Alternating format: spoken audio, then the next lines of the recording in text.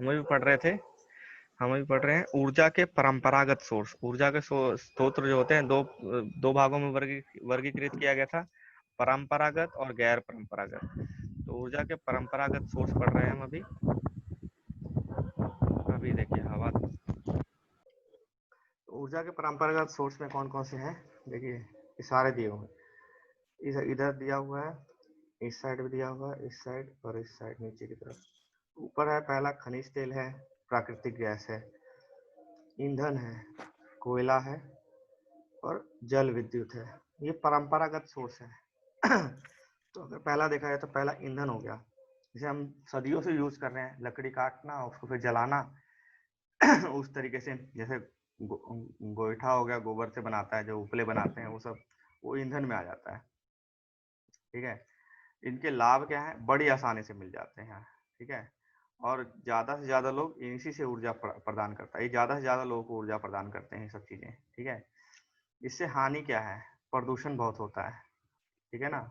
जो लकड़ी और ये सब कोयला गोबर गोईठा जलाने से प्रदूषण बहुत होता है। संग्रहण में अधिक समय का उपयोग होता है। इसका संग्रहण यानी लाने में, इकट्ठा करने में बहुत टाइम लगता है आपको।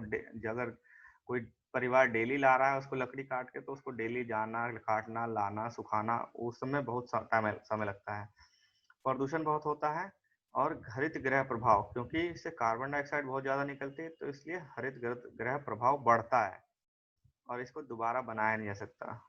ठीक है। तो ये खत्म हो जाएगा धीरे धीरे अगर ज्यादा यूज किया जाएगा तो। उसके बाद है कोयला।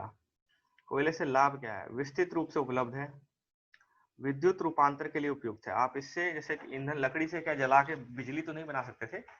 ठीक है। बना सकते हैं लेकिन बहुत मुश्किल है। लेकिन कोयले से बिजली बना सकते हैं, तो इसको विद्युत रूपांतर किया जा सकता है इसका।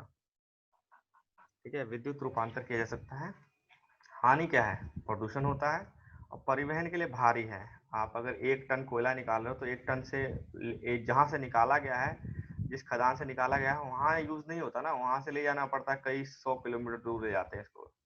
फिर वहां विद्युत बनाया जाता है, फिर वो उसी एरिया में विद्युत देगा। अगर उसको और कहीं दूसरे स्टेट में ले जाना है तो दूसरे स्टेट में ले जाएंगे मालगाड़ी के थ्रू, तो बहुत ज्यादा भारी होता है ले जाने के लिए। ठीक है। दो हो गए आपके ईंधन और कोयला। तीसरा हो गया आपका खनिज तेल। जो खनिज तेल, पेट्रोलियम निकाला जाता है, वो आसानी से, आप लाभ क्या उसका, वो आपको टैंकर में भर के आप आसानी से कहीं भी ले जा सकते हो उसको। ठीक है। और ये पेट्रो रसायन जो उद्योग है उसमें उसका आधार है। पेट्रो रसायन उद्योग जो होता है, जो भी इस तरह का उद्योग होता है, उसमें इसका उपयोग किया जाता है, पेट्रो रसायन उद्योगों में। हानि क्या है, तेल अधिप्लावन एवं गैस रिसाव के कारण ऑक्सीजन का अवक्षय होता है। ठीक है। गैस रिसाव के कारण ऑक्सीजन का अपक्षय होता है। निर्मुक्त प्रदूषक के कारण अम्लीय वर्षा होती है। इससे जो प्रदूषण निकलता है वो हमें नहीं ज्यादा इफेक्ट करता, लेकिन वो इन्वायरमेंट में को इतना इम्पैक्ट करता है कि उससे अम्लीय वर्षा होती है। अम्लीय वर्षा मतलब एसिड रेन। बारिश जो होगी, वो जो नीचे जो कुछ ऐसी, पेट्रोलियम जलाने पे कुछ ऐसी चीजें वायुमंडल में गैसें आ जाती हैं, जब उसमें से बारिश पास होती है तो एक तरह से एसिड बन जाती है वो बारिश, और जहाँ गिरती है फिर वो, उसको अम्लीय वर्षा कहते हैं। जैसे आप ताजमहल का कलर जो है, वो आप देखोगे इसी अम्लीय वर्षा की वजह से सफेद से पीला हो गया है। तब ताजमहल का कलर जो है सफेद से पीला हो गया, क्योंकि अम्लीय वर्षा के कारण। ठीक है। ताजमहल कलर जो है सफेद से पीला हो गया है। नए ईंधन का अन्वेषण आसान नहीं है। उसके बाद है, हेलो, हेलो, एक्सक्यूज मी। कहाँ थे हम, प्राकृतिक गैस पे थे। प्राकृतिक गैस के लाभ क्या है, आसानी से परिवहन, आप पाइपलाइन के थ्रू परिवहन इनका ले जा सकते हो प्राकृतिक गैस को। तेल और कोयले से अधिक स्वच्छ होते हैं और तेल से सस्ता होता है। प्राकृतिक गैस जैसे हम एलपीजी यूज करते हैं, घरों में जलाने के लिए यूज करते हैं, सिलेंडर, अभी तो सिलेंडर से यूज करते हैं, अभी इसको क्या करते हैं धीरे धीरे पाइपों से भी। अब दूर, ज्यादा दूर से तो हम पाइपों से लाते हैं। ठीक है। लेकिन घरों में उसको सिलेंडर भर के दिया जाता है। अब क्या कर रहे हैं कि घरों, गलियों और मोहल्लों में भी पाइपलाइन बिछाई जा रही है गैस की, तो सिलेंडर की भी जरूरत नहीं पड़ेगी आपको, सीधा उस पाइपलाइन से आप घर में वाल्व खोला जाएगा और वहाँ गैस मिल जाएगी आपको। वहाँ मीटर लगा रहेगा कितना आपने यूज किया है।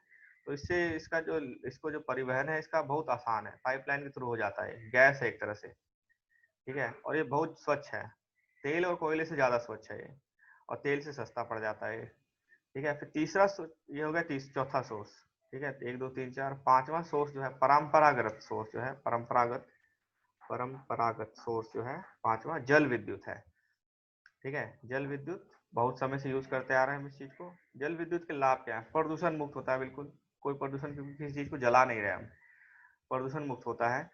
सिंचाई और मत्स्य को बढ़ावा देता है ये सब जल विद्युत जो है, और सस्ता है बहुत।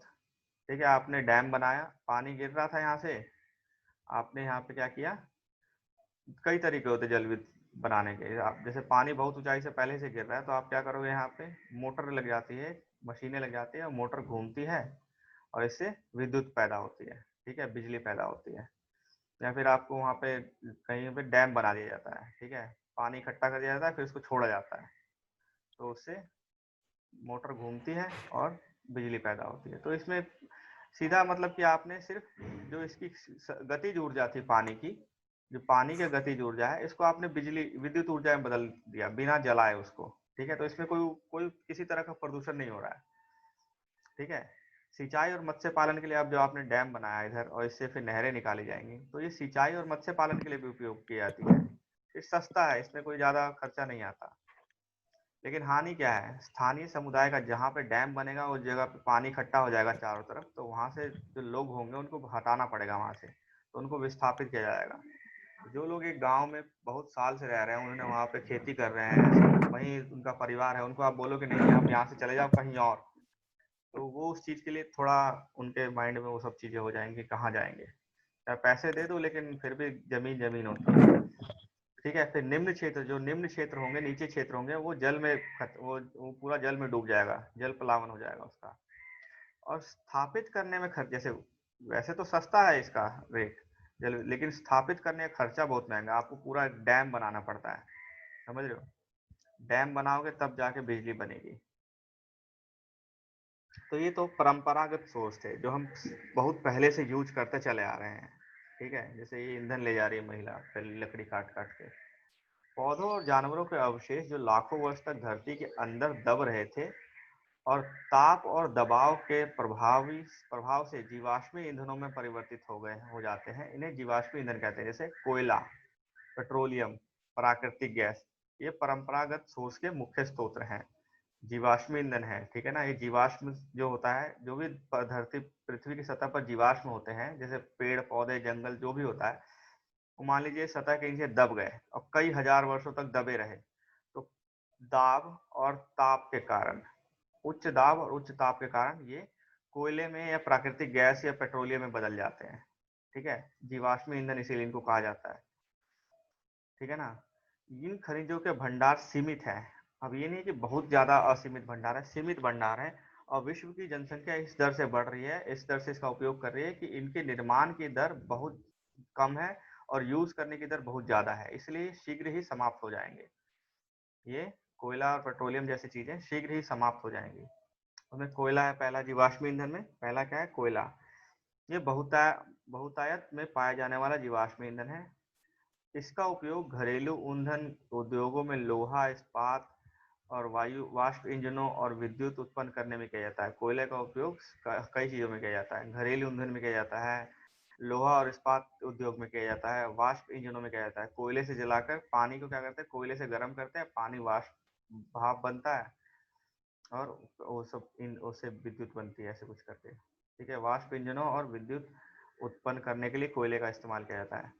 कोयले से प्राप्त विद्युत को तापीय ऊर्जा कहते हैं। जो कोयले से प्राप्त विद्युत होता है उसको तापीय ऊर्जा कहते हैं। आप यहाँ पे एक संयंत्र देख सकते हैं पूरा, जो तापीय ऊर्जा संयंत्र है, कोयले से यहाँ पे ऊर्जा बनाई जा रही है। ठीक है, कोयला जिसका उपयोग आज हम कर रहे हैं वह लाखों वर्ष पूर्व विशाल फर्न और दलदल से पृथ्वी की परतों के दबने से बना है।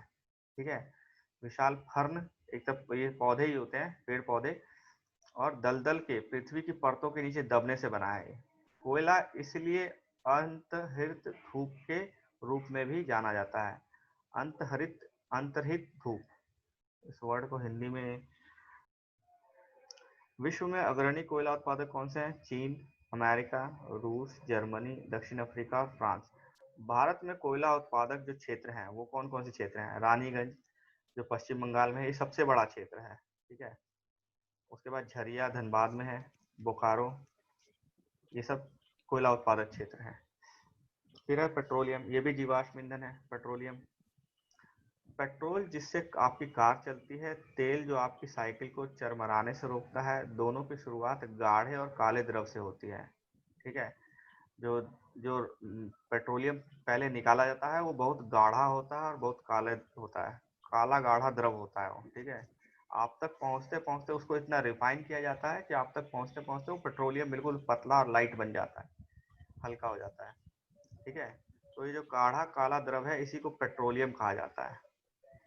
यह शैल की परतों के मध्य पाया जाता है। जैसे मैंने बताया था, ये चट्टाने हैं मान लीजिए और ये शैल परतें हैं, तो यहाँ पे पेट्रोलियम कहीं पाया जाएगा शैल परतों के मध्य में। ठीक है ना। इसका वेधन अपतटीय और तटीय क्षेत्रों में स्थित तेल क्षेत्रों में किया जाता है। ये या तो आपको तटीय क्षेत्र में मिल सकते हैं या फिर अपतटीय मतलब अपतटीय क्षेत्रों में मिल सकते हैं। जैसे अगर मान लिया जाए ये एक क्षेत्र है, ये जमीन है, ठीक है, और ये महासागर है, तो यहाँ भी मिलेगा। ठीक है, कोई तेल जो होगा, या फिर यहाँ कहीं भी मिल सकता है तेल। ठीक है, अपतटीय जो तट पे नहीं है और तटीय जो तट पे है, उन क्षेत्र वहां पे तेल के क्षेत्र पाए जाते हैं, उनमें मिलता है। तदुपरांत इसे परिष्करणशाला भेजा जाता है, जहां अपरिष्कृत पेट्रोलियम के प्रक्रमण से विभिन्न तरह के उत्पाद, अब इसको क्या कहते हैं, रिफाइन किया जाता है, रिफाइनरी बोला जाता है। परिष्करणशाला यानी रिफाइनरी भेजा जाता है, वहां इसको रिफाइन कर दिया जाता है, अलग अलग उत्पाद निकलते हैं, जैसे डीजल, पेट्रोल, मिट्टी का तेल, मोम, प्लास्टिक और स्नेहक तैयार किए जाते हैं। जैसे इसमें करते कैसे हैं, जैसे कि आपको बहुत बड़ा टैंक होगा, इसमें पेट्रोलियम डाला गया और इसको ऊर्जा दी गई, हीट मतलब जलाया जाता है, हल्का सा गर्म किया जाता है, मतलब ताप दिया जाता है, और जो चीजें हल्की होती है वो ऊपर आ जाएंगी, और जो चीजें भारी उससे भारी होंगी वो नीचे रहेंगी, और चीजें और ज्यादा भारी रहेंगी वो नीचे यहाँ रहेंगी, और जो बहुत भारी होंगे वो यहाँ रहेंगे। तो पेट्रोलियम यहाँ आ जाएगा, पेट्रोल सबसे हल्का होता है। फिर यहाँ पे उसके ऊपर भी गैस होगी। ठीक है, इसके ऊपर गैस होगी, इसके नीचे पेट्रोल हो गया, इसके नीचे क्या होगा, डीजल हो गया। ठीक है, डीजल, इसके यहाँ तक पहुंचते पहुंचते मोम बच जाता है। मोम और प्लास्टिक यहाँ सबसे नीचे, जो सबसे भारी और पदार्थ जो होता है पेट्रोलियम में, वो नीचे रह जाता है। ठीक है, पेट्रोलियम और उससे उत्पादकों को काला सोना कहा जाता है। पेट्रोलियम और उससे उत्पादकों को याद कर लेना, पेट्रोलियम और उससे बने उत्पादकों को काला सोना कहा जाता है, क्योंकि ये बहुत अधिक मूल्यवान होते हैं। पेट्रोलियम का मुख्य उत्पादक देश क्या है, ईरान, इराक, जो मिडल ईस्ट का जो आपका क्या बोलते हैं उसको, पश्चिमी एशिया है, वहां पे ज्यादातर पाया जाता है इसको। जैसे कि Iran, Iraq, Saudi, Qatar, Dubai, यहाँ पाया जाता है। अन्य उत्पादक देश कौन से हैं, अमेरिका, रूस, वेनेजुएला। सबसे ज्यादा पेट्रोलियम इस देश में है, तो सबसे ज्यादा पेट्रोलियम का जो क्षेत्र है वो इस देश के अंदर है, वेनेजुएला में है। ठीक है ना, लेकिन ये ज्यादा निकाल नहीं पाता। उत्पादन करना और वहां पे ज्यादा क्षेत्र होना, दोनों में अंतर है। सबसे ज्यादा क्षेत्र तो यही है पेट्रोलियम का, पेट्रोलियम सबसे ज्यादा यहाँ है, लेकिन ये उत्पादक नहीं है उतना बड़ा। ठीक है, वेनेजुएला और अल्जीरिया। भारत में मुख्यतः उत्पादक कहाँ होता है, असम के डिगबोई, ये सबसे पुराना पेट्रोलियम क्षेत्र है भारत का। भारत का सबसे पुराना पेट्रोलियम क्षेत्र है डिगबोई। ठीक है, उसके बाद बॉम्बे में होता है, बॉम्बे हाइस, कृष्णा और गोदावरी में भी होता है। ठीक है, अब जब बिहार में पढ़ोगे तो बिहार की भी कुछ लोकेशन है जहाँ पे पेट्रोलियम निकाला जाता है। उसके बाद है प्राकृतिक गैस। अब हमने दो चीजें पढ़ी थी अभी, कि कोयला और पेट्रोलियम, वो जीवाश्म ईंधन थे, ये भी जीवाश्म ईंधन है। प्राकृतिक गैस पेट्रोलियम निक्षेपों के साथ पाई जाती है। जैसे मान लीजिए आपका ये आपके क्षेत्र, ये आपके परतें थी, अवसादी चट्टाने थी, यहाँ पे आपका ये है पेट्रोलियम है, तो इसी के साथ, इसी के ऊपर लगभग प्राकृतिक गैस भी होती है। ठीक है, ये पेट्रोलियम के साथ ही पाई जाती है, पेट्रोलियम निक्षेपों के साथ पाई जाती है। जब निर्मुक्त होती है तब अपरिष्कृत तेल को धरातल पर लाया जाता है और इसका उपयोग घरेलू और वाणिज्यिक ईंधनों के रूप में किया जाता है। जो पेट्रोलियम गैस है, अब तो ज्यादातर गाड़ियां और जो भी चीजें चल रही हैं गैस पे चलती है, प्राकृतिक गैस पे चलती हैं, जैसे एलपीजी हो गया। ठीक है, ये प्राकृतिक गैस है एलपीजी। ठीक है, रूस, नॉर्वे, यूके, नीदरलैंड। ठीक है, सीएनजी हो गया एक एग्जाम्पल। ठीक है, ये भी नेचुरल गैस, प्राकृतिक गैस है। तो ये सब क्षेत्र उत्पादक हैं, रूस, नॉर्वे, यूके, नीदरलैंड। प्राकृतिक गैस, अब क्वेश्चन पिछले साल आया था कि प्राकृतिक गैस का सबसे बड़ा उत्पादक कौन सा है, ऐसा क्वेश्चन शायद आया था। तो जो किस किस खनिज के सबसे बड़ा उत्पादक कौन है ये हम पढ़ेंगे बाद में, ठीक है। अभी आप सिर्फ फेमिलियर होते चले जाओ इन चीजों से, लोकेशन से थोड़ा बहुत और नाम से। भारत में जैसलमेर, कृष्णा गोदावरी डेल्टा, त्रिपुरा और मुंबई में कुछ अपतटीय क्षेत्र, अपतटीय जो कि तट पे नहीं है, उनमें भी प्राकृतिक गैस के संसाधन है। विश्व के बहुत कम देशों के पास प्राकृतिक गैस के अपने पर्याप्त भंडार है। बहुत कम देश है जिसके पास पर्याप्त भंडार है। रूस में सबसे ज्यादा प्राकृतिक गैस के भंडार है, रशिया, ठीक है, रूस। हमारे द्वारा जीवाश्म ईंधनों के उपयोग की तीव्र वृद्धि ने चिंताजनक दर से इसे समाप्ति की तक पहुंचा दिया। हम जिस दर से यूज कर रहे हैं ना, जितना तेजी से जनसंख्या बढ़ रही है और हम यूज कर रहे हैं, ये खत्म होने का आगार पे हो गए हैं। इन ईंधनों के जलने से निकलने वाला विषैला प्रदूषक, पहला तो ये खत्म हो जाएंगे, दूसरा इसके प्रदूषण बहुत होता है। जीवाश्म ईंधन का अनियंत्रित जलना अनियंत्रित टोटी के टपकने के समान है, जो अंततः सूख जाती है। इससे हमारा ध्यान ऊर्जा के विभिन्न अब जब परंपरागत सोर्स ऐसे हैं जो खत्म हो जाएंगे, तो हमें किस तरफ जाना पड़ता है, गैर परंपरागत सोर्स, इस तरफ जाना चाहिए, ठीक है, जो कि इससे स्वच्छतर विकल्प है। जीवाश्म ईंधनों से स्वच्छ भी है और अच्छा भी है। तो पहला है जल विद्युत, ठीक है। जल विद्युत नहीं है, जल विद्युत तो परंपरागत में ही आता है ना, ऊपर पढ़े थे हम लोग। जल विद्युत परंपरागत सोर्स में ही आता है, ठीक है।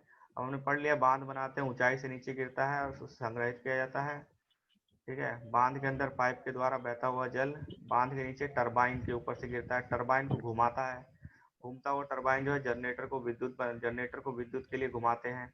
यह जल विद्युत कहलाती है, यह जल विद्युत कहलाती है। विद्युत उत्पन्न होने के बाद जो जल बहता है, जैसे विद्युत उत्पन्न हो गया, जो जल बाकी बह गया वो आपको यूज करो उसको, उसका उपयोग कृषि के लिए किया जाता है, मत्स्य पालन के लिए किया जाता है। विश्व की ऊर्जा का 1/4 हिस्सा जल विद्युत से उत्पन्न होता है। विश्व में जितनी ऊर्जा उत्पन्न की जाती है उसका 1/4, 1/4 हिस्सा जल विद्युत से उपयोग किया जाता है, उत्पन्न किया जाता है। विश्व में जल विद्युत के अग्रणी देश कौन से हैं? परागे, ये दक्षिण अमेरिका में है, नॉर्वे यूरोप में है, ब्राजील दक्षिण अमेरिका में है, चीन एशिया में है। भारत में कुछ क्षेत्र, कुछ जो जल विद्युत केंद्र है, जैसे भाखड़ा नंगल डैम, गांधी सागर, नागार्जुन सागर, दामोदर नदी घाटी परियोजनाएं हैं। ये जल विद्युत के केंद्र हैं, ठीक है। देखो ये जल विद्युत बता दिया गया आपको, यहाँ पे उसने स्टोर कर लिया पानी को, फिर नीचे बनाया, और ये टरबाइन है नीचे, ठीक है, ये टरबाइन है। ये पंखड़ियां घूमती हैं, ठीक है, और इससे जनरेटर से विद्युत बनता है, और इसके थ्रू फिर विद्युत तारों में भेज के दे दिया जाता है दूसरी जगह पे, ठीक है। तो इस तरह से विद्युत। अब गैर परंपरागत सोर्स कौन से हैं? जीवाश्म ईंधनों के उपयोग से तो बहुत बढ़ते उपयोग से ऊर्जा के गैर परंपरागत सोर्स का अभाव उत्पन्न हो रहा है, ठीक है। ऐसा अनुमान किया जाता है कि यदि वर्तमान दर से इनका उपयोग लगातार बढ़ता रहा तो ईंधनों के भंडार समाप्त हो जाएंगे। जो परंपरागत सोर्स हैं उनके भंडार समाप्त होने का खतरा है, ठीक है। इसके अतिरिक्त इनका उपयोग पर्यावरणीय प्रदूषण भी फैलाता है। जो परंपरागत सोर्स है, जो जीवाश्म ईंधन वाले सोर्स थे, वो प्रदूषण भी फैलाते हैं। इसलिए गैर परंपरागत स्रोत पे जाना पड़ता है, ठीक है। जो जिनमें से कुछ है नवीकरणीय है, जैसे कि सौर ऊर्जा, पवन ऊर्जा, ज्वारी ऊर्जा, ये सब नवीकरणीय है, ठीक है, ये खत्म नहीं होंगे। तो सौर ऊर्जा से का उपयोग कैसे करते हैं? सूर्य की ऊष्मा तथा प्रकाश ऊर्जा हमारे प्रतिदिन की अनुभव की जा सकती है, हम प्रतिदिन अनुभव करते हैं हमारे द्वारा प्रतिदिन अनुभव की जा सकती है। सूर्य से प्राप्त सौर ऊर्जा सौर सेलों में विद्युत उत्पन्न करने के लिए प्रयोग किया जाता है। कहते हैं आप इस तरह से, सोलर पैनल होता है, इस पे सौर सेल लगे होते हैं, ठीक है। इस सौर सेल लगे होते हैं, इससे इस पे सूरज की ऊर्जा पड़ती है और ये फिर बिजली बनाते हैं, ऊष्मा से बिजली बनती है। इसमें से कई सेलों को सौर पैनल से तापन व प्रकाश के लिए शक्ति उत्पन्न करने के लिए जोड़ा जाता है। इसमें से कई सेलों को सौर पैनलों से तापन और प्रकाश के लिए शक्ति उत्पन्न करने के लिए जोड़ा जाता है, मतलब बिजली उत्पन्न करने के लिए जोड़ा जाता है। धूप की प्रचुरता वाले धूप की प्रचुरता वाले कहाँ चला गया कटिबंधीय देशों में सौर ऊर्जा का उपयोग की प्रौद्योगिकी बहुत लाभदायक है। कटिबंधीय क्षेत्रों के लिए सौर ऊर्जा के उपयोग की प्रौद्योगिकी बहुत लाभदायक। क्यों? देखिए सूरज की रोशनी जो है वो ज्यादातर किस लोकेशन में पड़ेगी? ये मान लीजिए कर्क रेखा है, ये मकर रेखा है, तो सूरज तो यहाँ से यहाँ तक जाएगा ना, तो ज्यादा धूप तो इस एरिया में और इसके बीच वाले एरिया में यही पड़ेगी। तो अगर सौर सौर ऊर्जा से अगर विद्युत उत्पन्न करना है तो यही जो क्षेत्र है, यही ज्यादा, इन्हीं में ज्यादा पोटेंशियल है ऊर्जा बनाने का, सौर ऊर्जा से विद्युत ऊर्जा बनाने का, जो भी ऊर्जा बनाने का। तो इसीलिए यहाँ ज्यादा इनका उपयोग प्रभावशाली है इस क्षेत्र में। अगर आप मान लीजिए यहाँ बनाने लग गए ऊर्जा जहाँ पे सूर्य की रोशनी 6 महीने पड़ रही है, 6 महीने नहीं पड़ रही है, तो कोई फायदा नहीं होगा आपको। आपका कॉस्ट ज्यादा लगेगा और बाहर आउटपुट कम आएगा, बहुत कम आएगा। ठीक है। सौर ऊर्जा का उपयोग सौर तापक, सौर कुकर, सोलर ड्रायर के साथ साथ समुदाय को रोशनी देने के लिए और यातायात संकेतों में भी होता है। ठीक है। सौर ऊर्जा का उपयोग बहुत चीजों में होता है। कुकर, सोलर कुकर हो गया, सोलर ड्रायर हो गया, जो लाइटें लगी होती हैं, क्या कहते हैं, सोलर लाइट लगी रहती है सड़कों पे, उसके लिए उसमें उपयोग किया जाता है। इन सब के लिए उपयोग किया जाता है। सोलर सोलर ऊर्जा दो तरीके से बनती है, आपको ऊपर देखा, एक सौर सेल होता, एक तरीका होता है जिसमें क्या होता है कि सूरज की गर्मी को, जो गर्मी है, जो ताप है, इससे ऊर्जा बनाई जाती है। और दूसरा होता है सोलर सेल में, इसलिए ये तो पुराना तरीका है सौर ऊर्जा से बिजली बनाने का। एक दूसरा तरीका, नया तरीका क्या होता है, सोलर सेल लगे होते हैं। ठीक है। ये सोलर सेल क्या करते हैं, इलेक्ट्रॉनिक लेवल पे काम करते हैं। ठीक है। इलेक्ट्रॉन लेवल पे ऊष्मा पड़ती है, तो जो इलेक्ट्रॉन होते हैं वो अपने, आप पढ़ोगे तो इलेक्ट्रॉन प्रोटॉन आपने पढ़े होंगे, तो एक शेल से दूसरे शेल में चल जाते हैं और जब वापस आते हैं उसी में तो ऊर्जा निकलती है। ठीक है ना। उस लेवल पे भी काम करते हैं। जो नए सेल, सोलर सेल आ रहे हैं, वो इस तरीके से काम करते हैं। जो पुराने थे, पहले थे, जैसे कि गीजर लगा होता था ना, सोलर सेल वाला गीजर लगा होता था छतों पे, वो गर्मी से पानी गर्म करता था। ठीक है। तो दो तरीकों से सौर ऊर्जा से बिजली बनती है, ताप के द्वारा और या फिर सोलर सेल द्वारा। फिर और अब ये यहाँ तक, अब और दूसरे गैर परंपरागत सोर्स कौन कौन से हैं? ठीक है, दूसरे कौन से हैं? पवन ऊर्जा, जो असमाप्य स्रोत है, ये समाप्त नहीं हो सकता। पवन चक्कियों का उपयोग अनाजों को पीसने, जल निकालने के लिए चिरकाल से चला आ रहा है। चिरकाल मतलब बहुत पहले चला आ रहा है। पवन ऊर्जा का उपयोग बहुत पहले से चला आ रहा है, अनाज को पीसने के लिए या फिर जल निकालने के लिए। देखिए ये इस तरह से एक पवन, ये एक तरह से पवन चक्की होती टाइप होती है। ठीक है।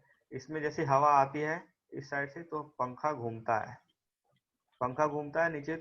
नीचे क्या करता है, पहले किस लिए यूज करते थे, अनाज को पीसने के लिए पंखा घूमता था, ऊपर नीचे अनाज पीसा जाता था।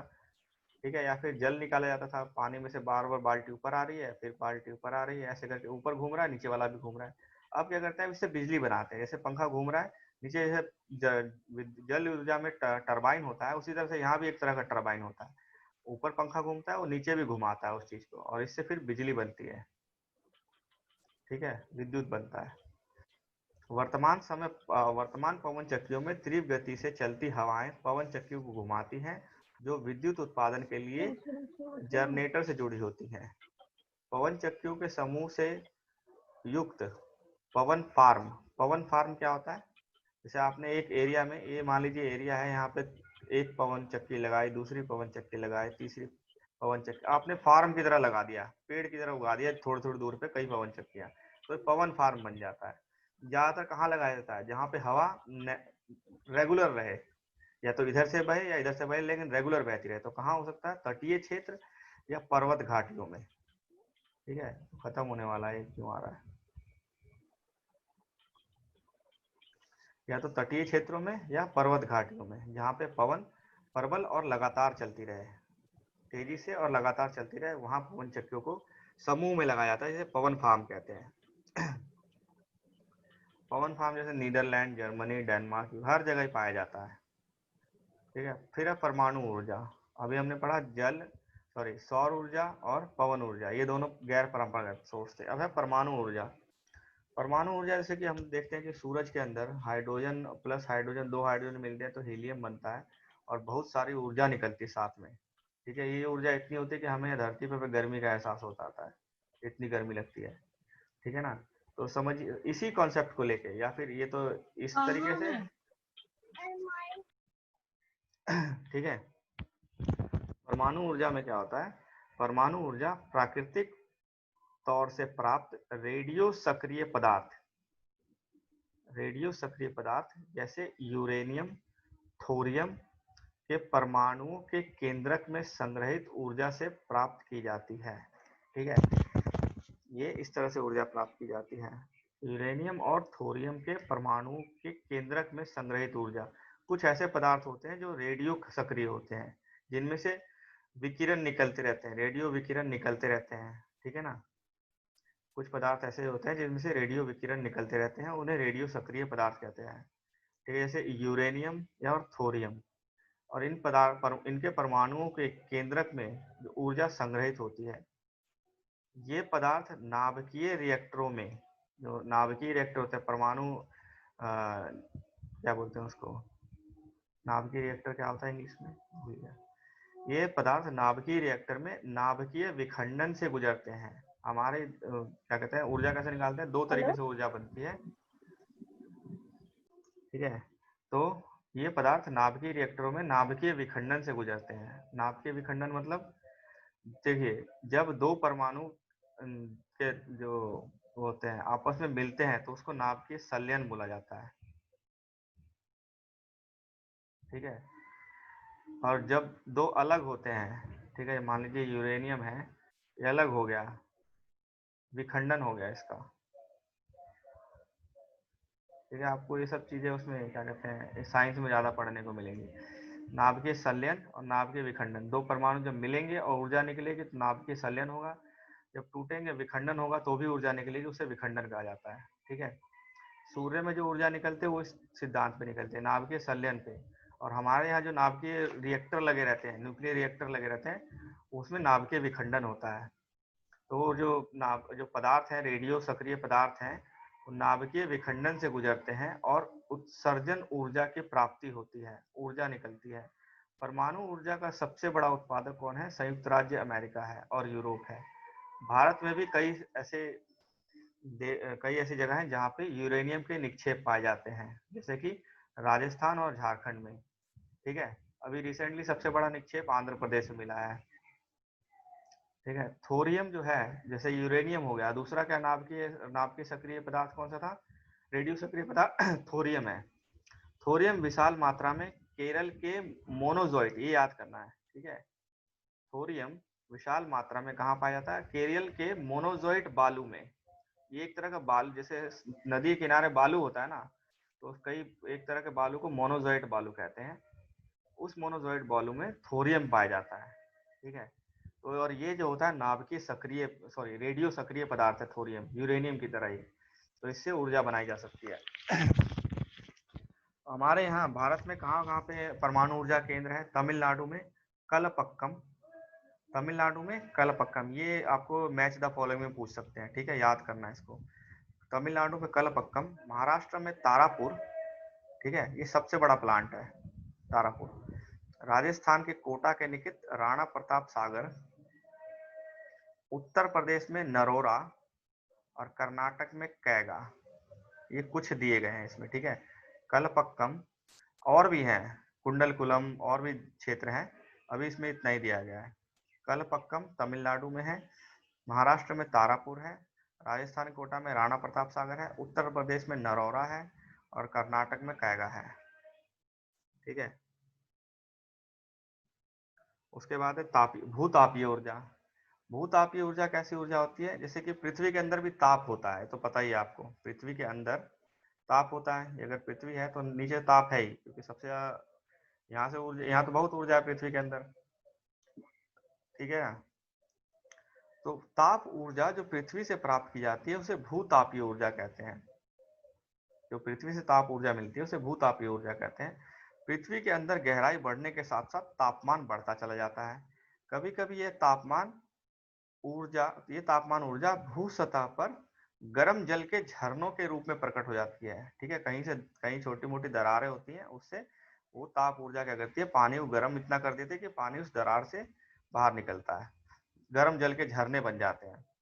यह ताप ऊर्जा शक्ति उत्पादन करने में प्रयुक्त की जा सकती है। ठीक है, जैसे कि जो ठंडे प्रदेश हैं, यूएसए हो गया, यूरोप हो गया, यहाँ क्या होता है, घरों में जैसे हम एसी लगाते हैं ना, वहाँ घरों में वो लगाते हैं, ऐसे उपकरण लगाते हैं जो घर को अंदर से गर्म करे। तो कई देशों में इस ऊर्जा का प्रयोग किया जाता है घरों को अंदर से गर्म करने के लिए। ठीक है, भूतापीय ऊर्जा का, वर्षा से गर्म जल के स्रोतों, वर्षा से गर्म जल के स्रोतों के रूप में भूतापीय ऊर्जा खाना बनाने, ऊष्मा प्राप्त करने के लिए, नहाने के प्रयोग की जाती है। यूएसए विश्व का सबसे बड़ा भूतापीय ऊर्जा का संयंत्र है। यूएसए का जो संयंत्र है भूतापीय, सबसे बड़ा है। इसके बाद न्यूजीलैंड, आइसलैंड, फिलीपींस और ज्यादातर ये वो देश हैं जो वो ठंडे प्रदेश हैं। ठीक है, ज्यादातर ये सब ठंडे प्रदेश हैं। ठीक है, भारत में भूतापीय ऊर्जा हिमाचल प्रदेश में मणिकरण आप जाओगे तो वहां मिलेगा। मणिकरण, ये देखिए मणिकरण मंदिर है। ठीक है, ये एक मंदिर है, इसी के साथ एक गुरुद्वारा भी है। ठीक है, तो मंदिर में क्या है, नीचे से गर्म झरना निकल रहा है पानी का बहुत ज्यादा। ठीक है, तो ये भूतापीय ऊर्जा का एग्जाम्पल है। और लद्दाख में पूगा घाटी, ये दो को याद कर लेना, लोकेशन बहुत इंपॉर्टेंट लोकेशन है, पूगा घाटी और मणिकरण। अब देखोगे तो यहाँ पे नाभिकीय ऊर्जा कैसे बनाई जा रही है वो दिखाया गया है। ठीक है, यहाँ पे विखंडन द्वारा ऊष्मा उत्पन्न हो रही है, गर्म जल हो रहा है और भाप बन रहा है, टरबाइन घूम रहा है, जनरेटर चल रहा है और बिजली बन रही है। मेन हिस्सा जो है ये टरबाइन है, जो सब में आपको दिखाई देगा। जब ये टरबाइन घूमेगा तो भी जनरेटर में से बिजली निकलेगी। ठीक है, तो इस टरबाइन को घुमाने के ही सारा, जैसे भूतापीय ऊर्जा है, अगर मान लीजिए भूतापीय ऊर्जा में भी अगर पानी गर्म होकर ऊपर आ रहा है और भाप बन रहा है, ठीक है, भाप क्या करेगा, टरबाइन को घुमाएगा और फिर बिजली बनेगी। कोई भी ऊर्जा है, अगर वो टरबाइन उससे घूम सकता है तो ऊर्जा निकल जाएगी। ठीक है ना। तो नाभिकीय रिएक्टर में भी यही होता है, पानी को गर्म किया जाता है, ताप बनता है, भाप बनता है, टरबाइन घूमता है। अब देखो यहाँ पे ये बता दिया गया भूतापीय ऊर्जा का। ये देखिए प्राकृतिक दरार है, ये सब प्राकृतिक दरारें हैं। ठीक है, और यहाँ से क्या किया है, गर्म पानी को, जो जो पानी था